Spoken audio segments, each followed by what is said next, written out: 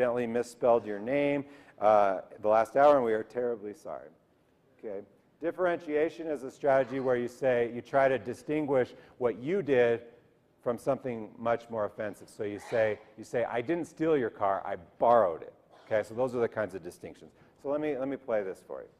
Here's how this all started. After Tuesday's game in Detroit, the Pistons' Charlie Villanueva accused Garnett of calling him a, quote, cancer patient during trash talk on the court.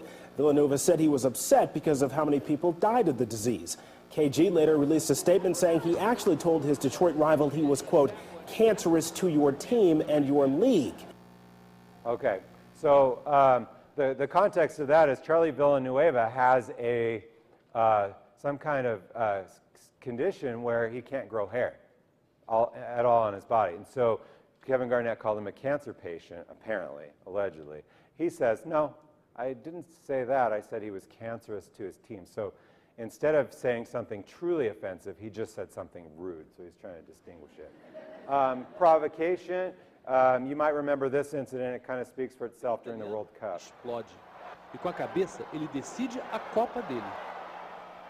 Okay. My boys are in soccer, and we practice this move quite frequently.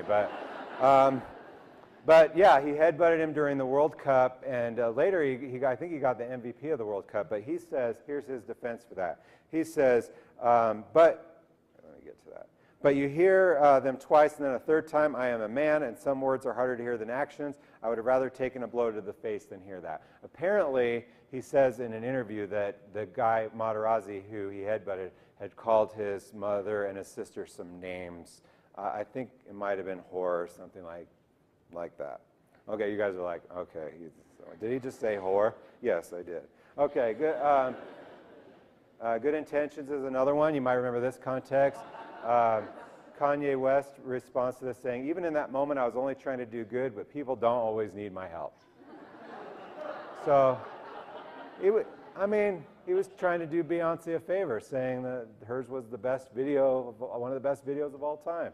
He didn't think about Taylor Swift too much. And then we have the non-apology. This is John Key, the Prime Minister of New Zealand, apologizing for, or not apologizing for, the killing of 137 Bedouin villagers in Palestine right after World War I. And he says, as a general rule, we don't apologize for individuals. My understanding is that we did pay them compensation back then, and so that's a form of an apology. So a lot of times, people, what they do is they say pretty directly, I'm not going to apologize for this. Okay, so one of the patterns that we look at, that gives you an idea of some of the strategies. One of the patterns we looked at is strategies by decade. So we were looking at whether time changed any of these strategies, okay? We looked at apologies all the way from the apology of Socrates to Christopher Lee posting images, shirtless images of himself on Craigslist, which I think is an interesting contrast. You rarely hear people talk about Socrates and shirtless Christopher Lee in the same sentence, but there you have it. One thing we know from this is the number of apologies has skyrocketed. Okay, you can see from here that we have 37 pre-1950 and 1,584. Does that mean that more people are in trouble now than pre-1950? No, it just means that technology has changed things so that now we have a record of it. I couldn't find more apologies previous to 1950, but that doesn't mean they weren't happening. Since 1980, mortification or taking direct responsibility was the primary strategy. People just feel like that's the easiest way to make something go away. And then during the 70s is the strategy of transcendence, where you say there's some higher purpose. So we'd say we're spying on the Soviets because we're trying to protect world peace. Something like that is a higher motive. And I think the reason the 70s is a prominent time for transcendence is because of Watergate and the spread of the Vietnam War into Cambodia. I think that's what caused these speakers to say, oh, there's a higher purpose behind what we're doing here.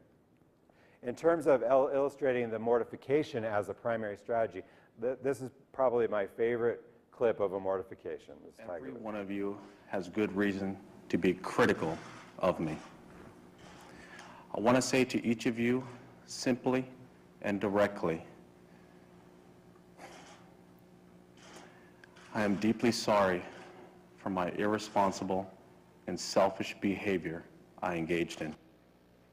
Okay, I love how he's looking down and he's reading, and then all of a sudden he realizes, oh my gosh, I should look up and say I'm sorry. But it just looked so, inauthentic to a lot of people, not just myself. But one other thing we know is celebrities used more mortification, direct responsibility than anybody.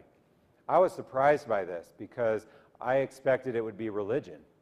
And why would religion be the primary context for mortification? You'd think that based on what most religious denominations teach about the repentance process and atonement and things like that, that you would have religious leaders engaging in this kind of atonement. But it was celebrities that did that the most, which is interesting. Organizations engaged in the most corrective action, probably trying to restore faith in their stockholders or to renew faith in their products. So they do that to restore that. This is interesting. The context that was most represented in terms of offenses in general, the context that screwed up more than any other, were politicians. So that kind of affirms what we think. And maybe this is not a good day with the primary here to talk to you about how our politicians are screwing up. So go vote. No cynicism there at all. But politicians were double sports figures for number of offenses. And there's a political strategist that I think has a really good explanation for why politicians are engaged in so many offenses. He says, the mere fact that you're willing to put your name on the ballot and have people vote you up and down takes an enormous amount of self-confidence. The flip side of that is that type of personality and that sense of confidence in your own decisions allows them to make reckless decisions. So it's attracting personalities that think they're invincible. An example of a guy that I think thought he was invincible is this guy right here, Rod Blagojevich, Mr. Great Hair, giving a, I'm jealous, that's all. But he, you guys might recall he was accused of trying to sell Barack Obama's vacant Senate seat. Okay, and here's what he had to say. Publicly state right here before you and the whole country, under no circumstances was I trying to sell a Senate seat. Under no circumstances did I break any laws. And what I'm looking forward to is an opportunity to make... Okay, he says, it got cut up. He says, I'm looking for an opportunity to make my case to the American people. So that's an example of a politician that was overconfident. We also looked at strategies by some other contexts, which include lay citizens, authors, police officers, SUU administration. But don't worry, SU administrators were not well represented for the most part. But they were on the list, and if you'd like to ask me afterwards who I'm referring to, I'd be happy to tell you that. I worried about putting that in there, but it's reality. That's what, it affects us all. Well, not all of us, just people in power mostly. But this is Ray Brent Marsh, who I doubt you are familiar with. He owned a crematorium, okay, and the machine that apparently cremates these bodies broke. So instead of calling the Fix-It man, I'm not sure what you'd look up under the phone, the yellow pages for that, but what he decided to do was he decided to place 339 bodies in a shed, or he buried some of them on his property, and then he stacked some of them in the woods behind his establishment. Okay? And then on top of that, see, you guys are groaning like, that's awful. Then he gave the families concrete ashes to try to pass off as the victims. Well, not victims, but as their family members. And here's what he says. I've caused much grief. You are right. I did not do my job, and I can only apologize for that. Okay? Then we looked at strategies by gender. We found that, this is a little bit surprising.